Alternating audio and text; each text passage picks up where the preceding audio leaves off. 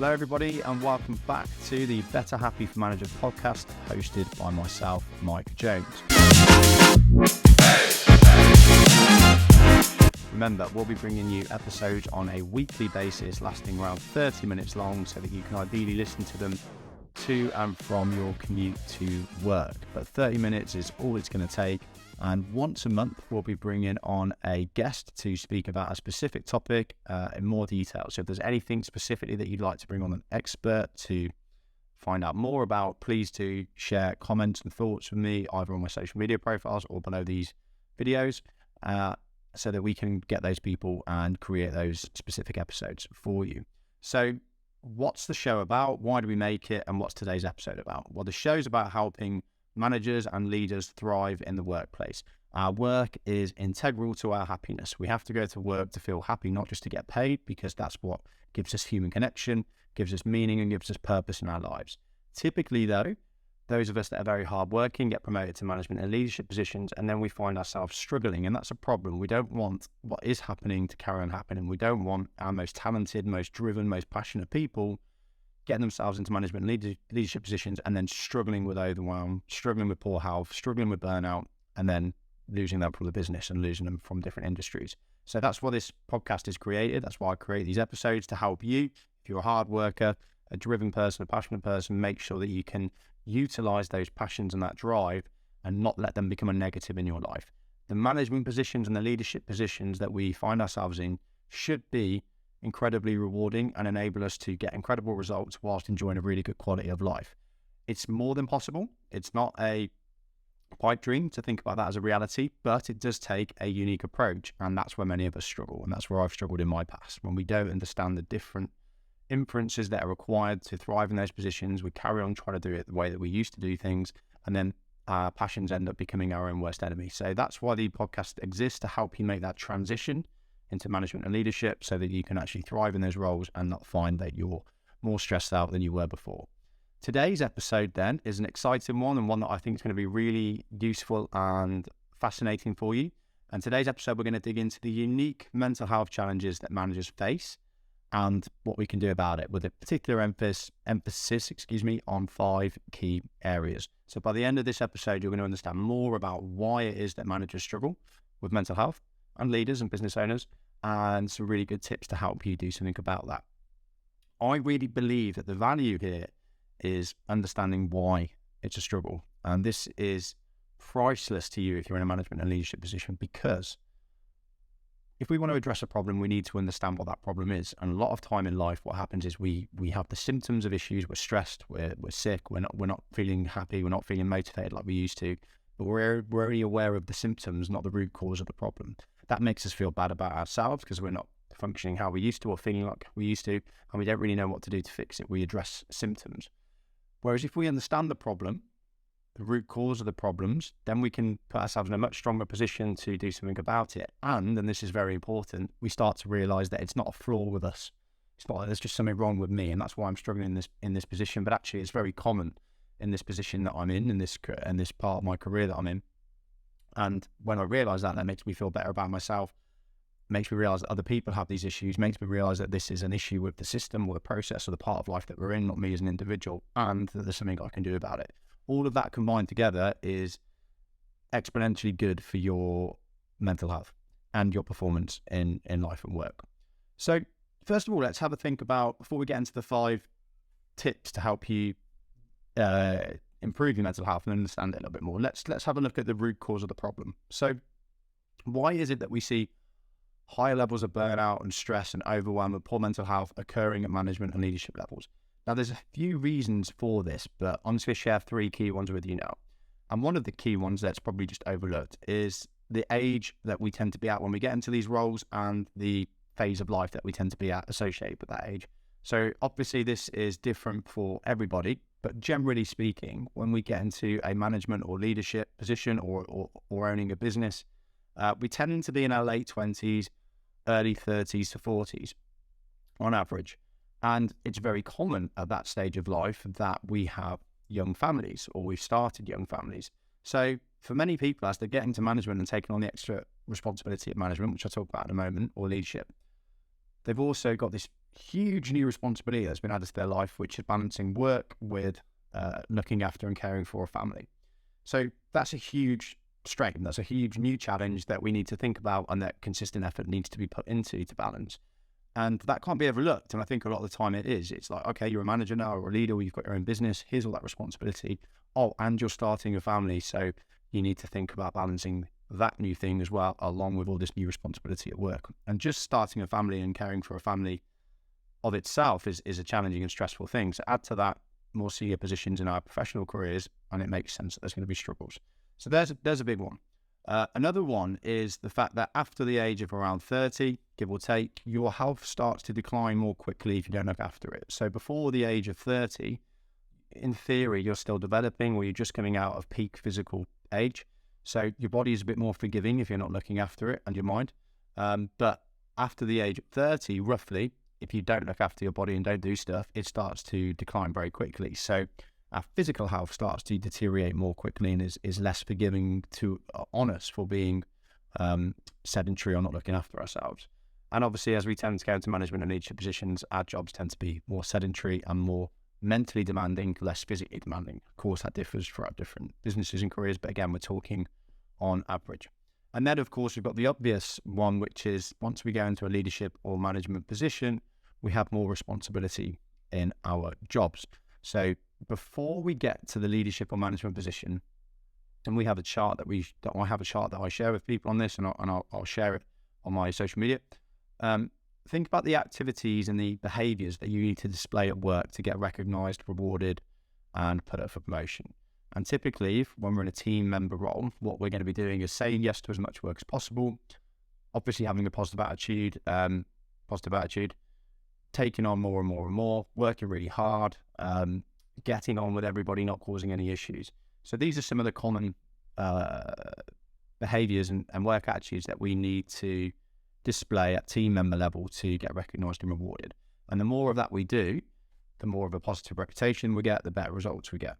Now, when we get into management or leadership, it's the approach that we need to be successful in those positions is very different to the approach that we need to thrive in those team member positions.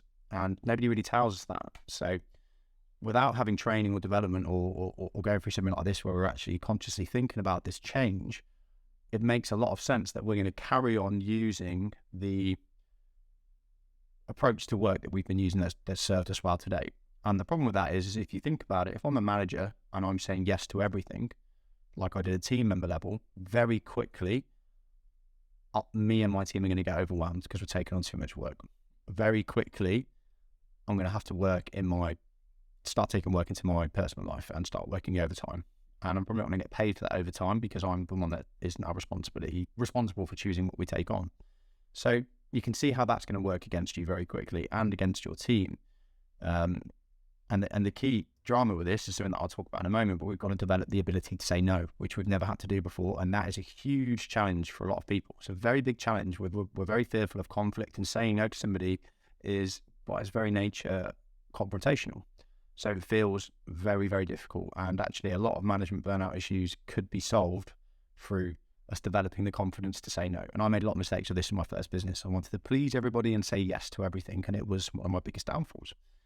So we've got that behavior, getting on with everybody. Now, of course, we want to, as a leader and as a manager, to get on with people. But if you try and get on with everybody in a management or leadership position, you're going to create a crappy culture, unless you're very fortunate and you've just got great people around you and nobody's ever putting a foot wrong, and there's no behaviors that need to be addressed, which is very unlikely because humans are humans and we all have our issues and our flaws.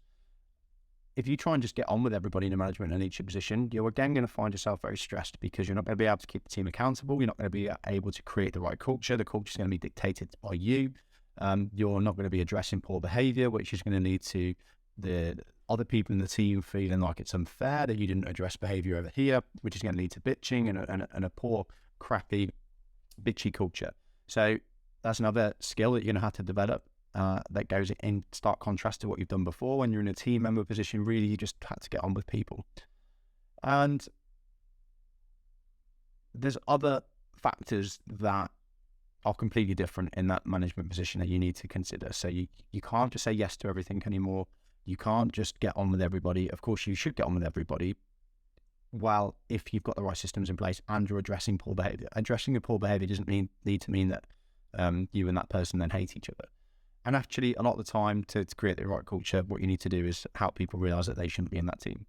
And then finally, this is probably one of the biggest ones. I'm going to go into this more in a moment. We need to stop prioritizing busyness. So being busy in a team member role is very effective, but being busy in a management role or prioritizing busyness can very quickly go against you.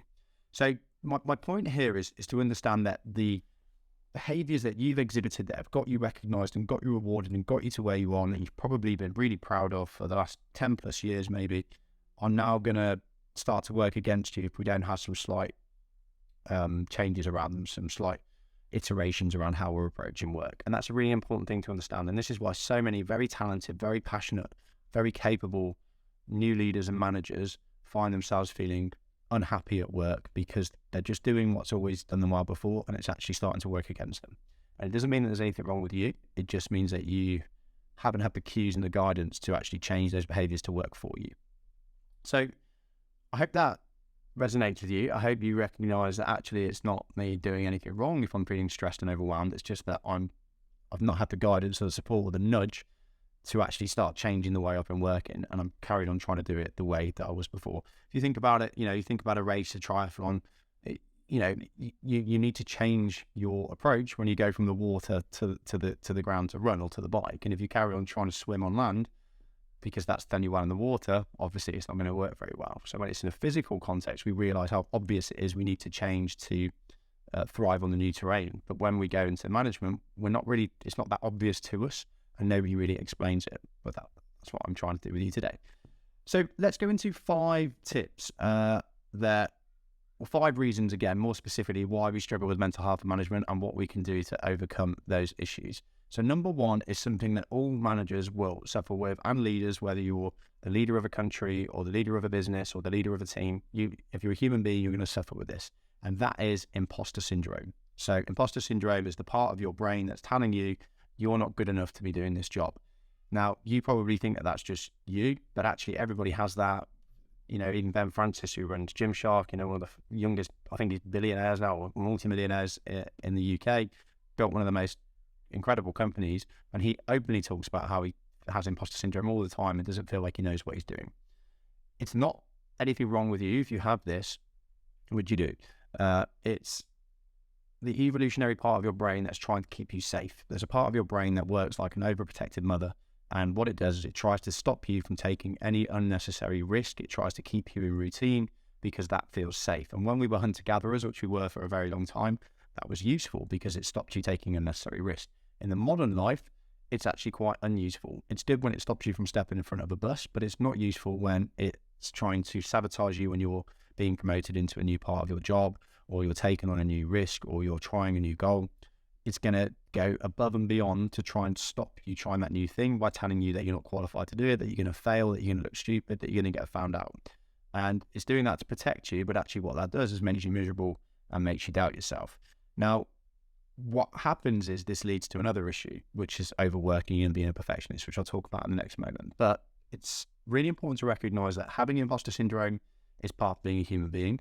Everybody you work with, especially people in senior positions, will also suffer with imposter syndrome. And this might sound like bad news, but you're never going to get rid of it. It's just a natural part of your brain. And all that will happen is that the more you work on this and the more you're aware of it and the more you take in things like what I've just shared with you, that's normal, then less of an impact it will have on you. This voice telling you you're not good enough. But if you're a human being and you're not a psychopath, you would always have imposter syndrome. What can you do then to placate it, to limit the impact that it has on you? 2 things. Number 1 is accepting that it's real so that you're not putting so much energy into it and so that you're not trying to get rid of it. Because if you try and get rid of it or tell yourself, what do I need to do to get rid of this voice? You're just going to make it worse because it feeds off energy. So accept it and don't try to get rid of it. That will instantly reduce the impact that imposter syndrome has on you. And then the second tip is to talk to other people about it, because what will happen is 2 things. Number 1, that'll make you feel better because talking's the best therapy. But number 2, people will share with you how they experience similar thoughts. And that will make you, again, realize that it's not as bad as you thought it was. And they'll probably share with you, how they've got over it or what they do to deal with it. But the important thing is seeing that other people you respect and you admire and you work with, realizing that they have it as well. You then start to realize at an emotional level that there's nothing wrong with you for having imposter syndrome. It's just part of being a human being. Worst thing you can do is ignore it, bury it away, or deal with it in your own head and just feed it, because it can lead to some very, it can lead to a lot of behaviors that have very diminishing returns. For example, the next point I'm going to move into is perfectionism. So I'll move on to that point, and then you'll see how imposter syndrome can feed that and some of the activities and behaviors that it can create.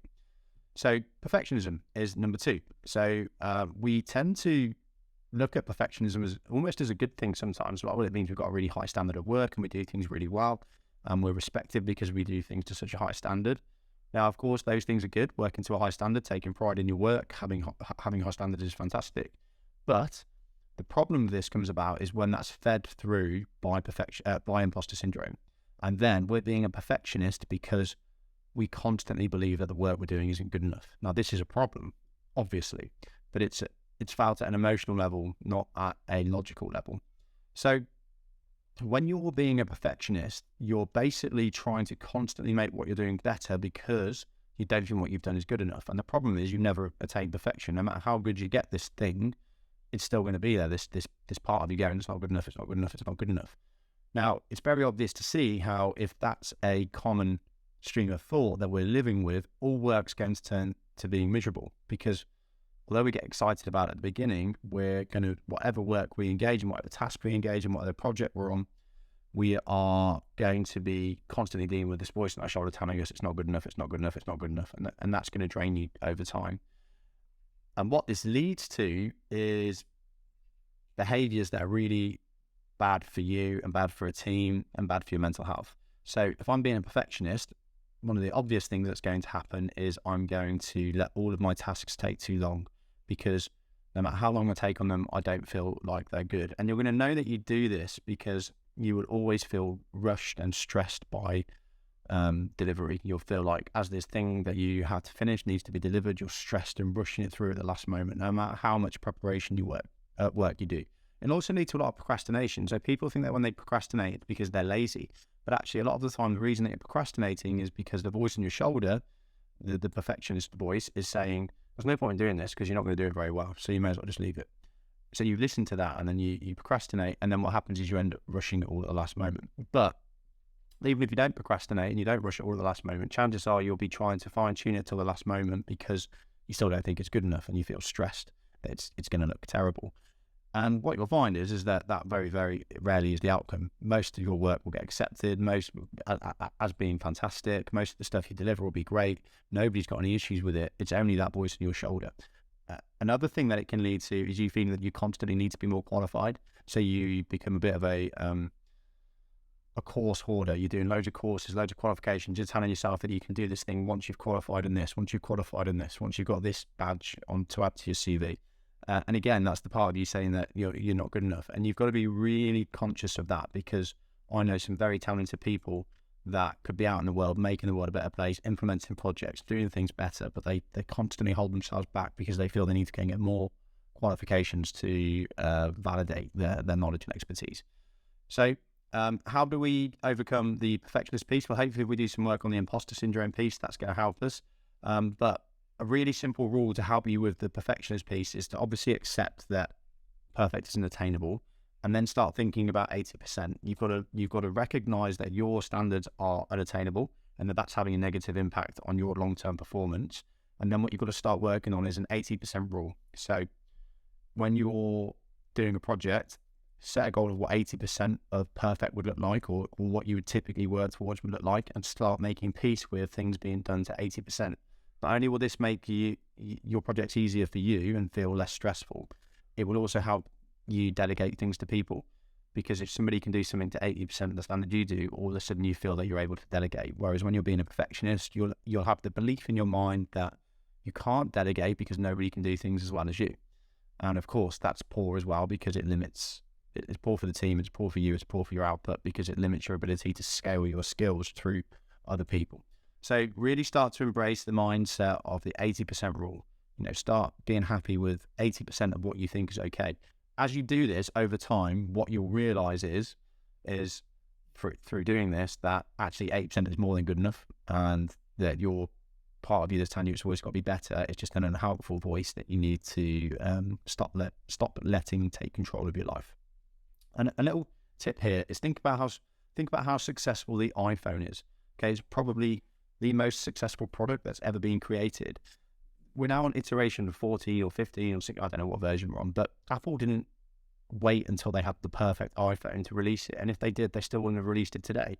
What they did was they released something that was very good, high standard, but they released it knowing that it had loads of flaws. And what they did was they used feedback and customer interaction to make it better, and then release subsequent models or further models and charge more for them. And you need to take that approach to your work. You know, if you spend 4 weeks on something that could have taken you a week because you needed 3 weeks to try and perfect it and polish it all, if you really dig down into that, you'll realize that the reason you did that is because you didn't believe it was good enough and you were worried that you were going to look bad. But the reality is that I'm sure it was more than good enough at the end of week 1. And if you'd have got it out to the people that were going to use it, whether it's a product or a presentation or some data, whatever it might be in your role, if you'd have got it out from the feedback you would have had over those 3 weeks, you could have made it better than the thing that you've come up with now 4 weeks in. So you've got to get rid of this perfectionist monster that sits on your shoulder, or you've got to stop listening to it as much as you do. And the 80% rule will really help with that. And that leads into one of our next points, and this is taking work home. And this becomes a real challenge at management level. So when you're at a team player level, your work is kind of dictated to you. Your working hours dictated to you. You work till when you need to, you go home. Management level, you're taking on the responsibility. You're in charge of the results. What that often leads to is you taking work home because you've got that responsibility on your shoulder. You feel responsible for the results, and you don't feel like you're doing a good enough job in the time that you've got available, so you take work home with you. This is a very slippery slope that leads to overwhelm, that leads to burnout, that leads to negative impact on your physical and your mental health, a negative impact on your home life if you've got a partner. Even if you haven't got a partner, you start to just feel fed up. There's only so many hours you can do and so much work you can do before you start to become non-effective. So this is obviously linked to the previous two. You know, I'm more likely to take work home if I'm being a perfectionist. I'm more likely to take work home if I've got imposter syndrome. I do a lot of work with managers from a range of different businesses, and 90% of the time when people are working at home, it's due to their own challenges and their own stresses that they're putting on themselves, not on the business. I know that's not always the case, but it's certainly commonly the case for the people that I work with. So something that you can work on to help you with this is implementing something called Parkinson's Law. And Parkinson's Law tells us that a task will expand for the time that we allow it. And the issue that I find with most managers and business owners and leaders, and myself, when I used to own my first business, was we mentally allow ourselves the time at home to do things that we are struggling with in the workplace, or don't think that we're doing a good enough job of. And of course, what this leads to is when we're in the middle of the day and we're doing something, we're like, it doesn't matter if it's not good enough yet because I can just finish it off tonight. And that starts off as a day, then it's 2 days, then you start working on the weekends, and before you know it, you've got no work-life balance because this voice in your shoulder telling you that you're not good enough, and the only way to make up for it is by working at home, has become the dictator in your life. So you've got to work on Parkinson's Law, and you've got to set some really strict mental boundaries on the time that you should be working. And if you combine that with the 80% rule, you'll find that you start to manage to fit all of your tasks that you've been taking home into your work time. If you've ever been on holiday, which I hope you have, don't you think it's mental that just before you went on that holiday, you just managed to get everything that you needed to do done so that you can have a holiday for a week or two? And that's Parkinson's Law right there. We just let these things fit into our personal lives because mentally we're allowing time for that to happen. We're allowing for that rule. So if we start to set more strict boundaries with ourselves and strict working times, switch on, switch off, and really hold ourselves accountable to those, combining that with the fact that we're now working on not being perfectionists, we should start to let our work fit within our reasonable working hours. And this will also lead on to point 5, but I'll come to that after point 4. So now we'll move on to point 4, and this is overwhelm. So feeling overwhelmed at work, feeling overwhelmed in general with our professional lives. Of course, all of the points lead to this, but when we start to feel overwhelmed, we feel like we've got too much on, we're not able to get results, and like we're not doing a good job. And if we're passionate, hardworking professionals, that can have a really big impact on our mental health because we genuinely care about the work that we do and the outputs that we create. So many of the reasons that we get overwhelmed is because we struggle to say no to stuff. We say yes to too much. We want to please people. We've never said no to people before. So we just keep saying yes, yes, yes. We take on more. We take on more. It feels good in the short term because we feel proactive, but very quickly it becomes overwhelming. We get fed up and we stop getting good results. We also find that our teams become stressed and overwhelmed as well. So the key thing here is developing the ability to say no. And the way to do that is to get good at strategic planning. Now that sounds complicated and you're probably thinking, oh my God, what does that even mean? But one of the best ways to do this is to get good at a process called objectives, key results. And I can simplify that for you in about 10 seconds. Objectives, key results means that you should never be working towards more than 3 to 5 major objectives at one time. So every 12 weeks, you and your team should focus on what's our top 3 to 5 objectives. And each of those should have 3 to 5 key measurable results. I would suggest starting off with 3, not 5. By doing that, you can be clear on what your team's objectives are. And when work is suggested to you that doesn't fit in with those objectives, you're in a much stronger position to challenge them and to say, no, I can do that, but not right now. Or you're in a position to say, we can do that, but we're going to have to sacrifice one of these other areas that we're focusing on. Which would you like it to be? So it's not just that you have to become more confrontational or get good at just chilling people off and go, no, I'm not doing that. But it's more around getting good at planning and being clear on what you are doing and what the capacity of you and your team is, so that when things come in that aren't right, you can communicate effectively that, look, we've got this much capacity, we're focused on this at the moment, these are our goals, these are our objectives. If we take that thing on, then these other things are going to be affected by that. Would you like us to do that, or would you like to come back to us at a later date? And it really comes down to, as a manager, developing that ability to be clear on those things and being able to clearly communicate that. If you're good at that, you'll find that you don't really have to say no. You just get better at managing people's expectations. If you don't get good at that, you'll find that you just say yes to stuff all the time. God knows how it's getting done, and you and your team just feel constantly overwhelmed and frustrated that you're not getting results. So point 5 is the prioritization of busyness. And this is a difficult one because this is drilled into us from a young age in the schooling system. So we're taught, especially as British people, that to be successful, we should be busy. And again, at a team member level, it's actually quite effective. Like being busy on shift and getting on with stuff makes you stand out, whereas the people that can't be bothered that don't stand out, or they stand out for the wrong reasons. So it's probably worked very well for you before, prioritizing busyness. But now that you're a manager or a leader or responsible for actually getting results, not just responsible for labor, being busy all the time works against you. But it's going to feel very unnatural for you not to be busy. You're going to feel guilty when you're not busy. You're going to feel like you should be doing stuff. You should be getting things done. There's loads to be done. Why would we take time for a meeting? Why would we take time for planning when there's stuff to do? And if you're resonating with what I'm saying there, you're as guilty of this as anybody else. It doesn't work at management and leadership level. Being busy is not the way forwards. Obviously, you will be busy at times, but really being successful in a management or leadership position in the modern world is about the disciplined pursuit of less. The businesses and teams that perform the best are the ones that can focus on fewer objectives and do them well, not the ones that can do the most. There's an infinite amount of work that any of us could be doing at any time, especially today with the hyper-connected world. If we're just trying to do all of it, we're just going to not be getting very good results. So you need to move away from the prioritization of busyness, and you need to move towards the prioritization of effectiveness.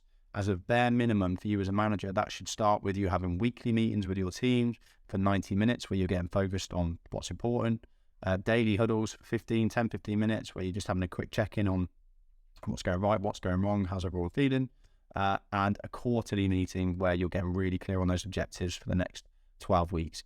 If you're not doing that already, you need to start doing that. And that will feel like time taken away from being busy, but it's going to buy you more time in the future because you're going to be focused on the right things. And then finally, my bonus point on this is to develop the confidence to work harder on yourself than you're doing your job. That sounds counterintuitive, but if you want to be a good manager, if you want to be a good leader, if you want to get good results, you should spend more time working on you than you do on your job. You should be busier on yourself than you are at work. Before getting to management role, that feels counterintuitive, and to an extent it is, because we're just proving our ability to work hard. But once you're in a management and leadership role, you've got to be the best version of yourself to have the most positive impact on those around you. And the only way you're going to do that is by working harder on you than you do your business. We very quickly reached 30 minutes on this episode, so I'm going to stop waffling on now because We promise to keep these episodes under 30 minutes. I hope you found that useful. Remember that work, teams, life and business are better happy.